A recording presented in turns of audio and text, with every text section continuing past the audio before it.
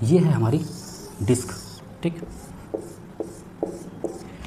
इसकी रेडियस है r और मास है m, ठीक। इसकी रेडियस क्या है r, और ये इसकी सेंटर के अबाउट एक्सिस है कोई, उसके अबाउट ये रोटेट कर रही है। इस पर फोर्स लगा देते हैं, जैसे कि हमने लगा दिया F1, ठीक है।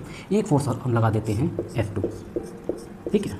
वही कंसेप्ट याद रखना है, जब भी किसी बॉडी पर फोर्स लग रहा हो तो सबसे पहले क्या याद आना चाहिए, ये वाला formula, tau equal to I alpha, ठीक है।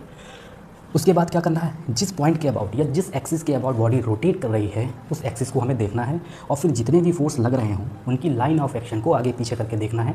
अगर उस फोर्स की लाइन ऑफ एक्शन उसी पॉइंट से पास हो जाए जिस पॉइंट के अबाउट बॉडी रोटेट कर रही है, तो वो फोर्स हमारा किसी काम का नहीं होगा।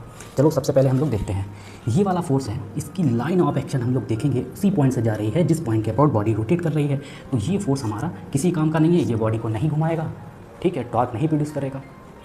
इस वाले फोर्स को देखो, इसकी लाइन ऑफ एक्शन ये है, तो ये वाला फोर्स हमारा काम का है, ठीक। तो हम लोग इनमें से फार्मूला लगाएंगे। फोर्स देखते हैं, ये वाला काम का है, तो पहले फोर्स लिख देते हैं F1, ठीक है। F1 हमारा काम का है। अब इसकी परपेंडिकुलर डिस्टेंस हमारी ये है, ये क्या होगी, रेडियस ही तो होगी। इसकी रेडियस कितनी है, r, ठीक है। परपेंडिकुलर डिस्टेंस कितनी है, r। ये हो गया हमारा नेट फोर्स, लिख दिया हमने, एक ही काम का था। ये वाला ये तो बेकार है क्योंकि इसकी लाइन ऑफ एक्शन उसी पॉइंट से चली गई जिस पॉइंट के अबाउट बॉडी रोटेट कर रही है, ठीक।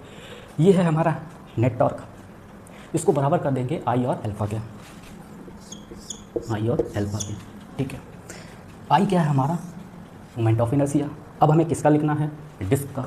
डिस्क का मोमेंट ऑफ इनर्शिया उसकी सेंटर के एक्सिस के अबाउट क्या होगा, सेंटर के अबाउट क्या होता है, mr², 1/2 mr², ठीक है।